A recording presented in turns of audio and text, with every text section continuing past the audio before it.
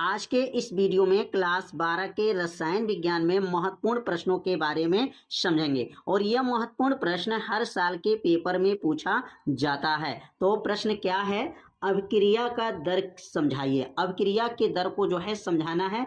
अभिक्रिया के कोटि को उदाहरण द्वारा स्पष्ट कीजिए। यहाँ पर अभिक्रिया की दर की परिभाषा पूछा गया है और अभिक्रिया के कोटि का जो है उदाहरण द्वारा जो है स्पष्ट करना है। तो सबसे पहले जो है अभिक्रिया का वेग उसको कहा जाता है। अभिक्रिया के दर का दूसरा नाम क्या है? अभिक्रिया का वेग से भी उसको जाना जाता है। तो यहाँ पर दूसरा इसका हेडिंग लिख सकते हैं, अभिक्रिया का वेग। अभिक्रिया का वेग पूछे पेपर में या अभिक्रिया का दर पूछे, ठीक ना, दोनों का उत्तर एक ही होता है, ठीक ना। अभिक्रिया का वेग कहा जाए और अभिक्रिया का दर कहा जाए तो दोनों का उत्तर आप लोग को जो है एक ही उत्तर आपको याद करना है। बहुत ही आसान उत्तर है, बस थोड़ा सा अगर ध्यान देंगे ना तो उत्तर आपको क्या होगा, याद हो जाएगा। तो यहाँ पे लिखेंगे एकांक समय में, समय कितना रहना चाहिए यहाँ पर, एकांक क्या होना चाहिए यहाँ पर, एकांक समय में। यहाँ लिखेंगे यहाँ पर एकांक समय में, एकांक समय में, एकांक समय में अभिकारक,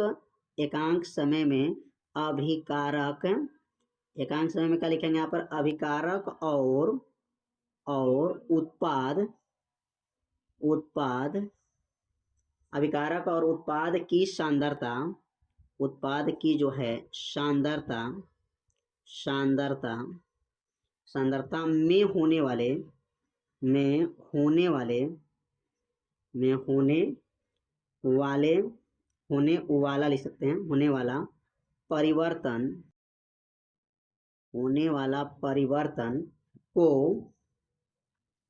अभिक्रिया का दर कहते हैं। अभिक्रिया का, अभिक्रिया का जो है दर कहते हैं, अभिक्रिया का दर कहते हैं, दर कहते हैं। कितना आसान है। क्या बोलेंगे यहाँ पर, एकांक समय में अभिकारक और उत्पाद की सांद्रता में होने वाले परिवर्तन को अभिक्रिया का दर कहते हैं। इसे इसे किससे प्रदर्शित करते हैं? तो लिखेंगे यहाँ पर इसे dx बटा dt, dx बटा dt या जो है r से प्रदर्शित करते हैं, r से जो है प्रदर्शित करते हैं, r से जो है प्रदर्शित करते हैं। तो अभिक्रिया का दर कितना आसान हो गया, एकांक समय में अभिकारक और उत्पाद के सांद्रता में होने वाले जो है परिवर्तन को अभिक्रिया का दर या अभिक्रिया का वेग कहते हैं, इसे r से प्रदर्शित करते हैं। अब यहाँ पर इनका सूत्र लिख लेंगे, अभिक्रिया का जो है दर का सूत्र क्या होता है। लिखेंगे यहाँ पर अभिक्रिया का, अभिक्रिया का, अभिक्रिया का दर बराबर होता है, अभिक्रिया का दर लिखेंगे यहाँ पर dx बटा dt हो जाएगा। तो अभिक्रिया का दर का जो है सूत्र याद रखेंगे, dx बटा क्या होता है, dt होता है। अभिक्रिया का दर भी खत्म हो गया, परिभाषा भी आपको याद हो गया। बस इसको 2 बार पढ़ेंगे ना, परिभाषा को क्या होगा, याद हो जाएगा। तो यहाँ अभिक्रिया का जो है दर की परिभाषा खत्म। अब हम लोग पढ़ेंगे अभिक्रिया की कोटि क्या होता है। अब यहाँ नोट करेंगे अभिक्रिया का कोटि, क्या लिखेंगे यहाँ पर, अभिक्रिया की कोटि, अभिक्रिया की कोटि। अब अभिक्रिया की जो कोटि क्या होते हैं, कोट के बारे में समझेंगे आप। तो यहाँ पे इसकी परिभाषा जब बनाएंगे अभिक्रिया की कोट की, तो लिखेंगे यहाँ पर किसी अभिक्रिया, किसी अभिक्रिया, अभिक्रिया की दी गई दर समीकरण, दी गई जो है दर समीकरण, दर समीकरण में, दर समीकरण में व्यक्त, दर समीकरण में व्यक्त अभिकार को, अभिकार को, अभिकारकों के सांद्रता, अभिकारकों के सांद्रता पदों, सांद्रता पदों की घातों, घातों का योग, योग उस अभिक्रिया का उस अभिक्रिया अभिक्रिया की कोटि कहलाती हैं, कोटि कहलाती हैं, कहलाती हैं। अब इनके बारे में समझ लेंगे कि मतलब यह अभिक्रिया की कोटि क्या हुआ।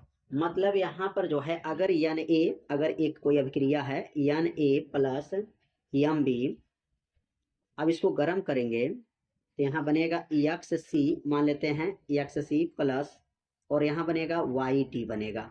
यह अभिकारक हो गया और ये जो बनेगा उत्पाद बनेगा। मान लेते हैं कोई पदार्थ है, इसको मिला करके गर्म किए तो यह पदार्थ बना। तो किसी अभिक्रिया की दी गई दर समीकरण में व्यक्त अभिकारक, यहाँ देखिए लिखा गया अभिकारकों की सांद्रता पदों को घातों का योग उस अभिक्रिया की कोट कहलाती है। मतलब अब यहाँ पर अगर दर समीकरण इसका बनाते हैं तो यहाँ दर समीकरण क्या बनेगा, तो लिखेंगे यहाँ पर दर समीकरण अगर इसका बनाते हैं तो लिखेंगे यहाँ पर दर जो समीकरण है, तो क्या दर समीकरण बनेगा, तो लिखेंगे यहाँ पर के, और यहाँ पर देखिए ए है तो ए रहेगा, और ये जो आगे अंक है ना वो पावर हो जाता है एन हो जाएगा, और यहाँ पे लिखेंगे बी है तो ये बी हो जाएगा, और इसके पावर जो है यहाँ पर यम हो जाएगा।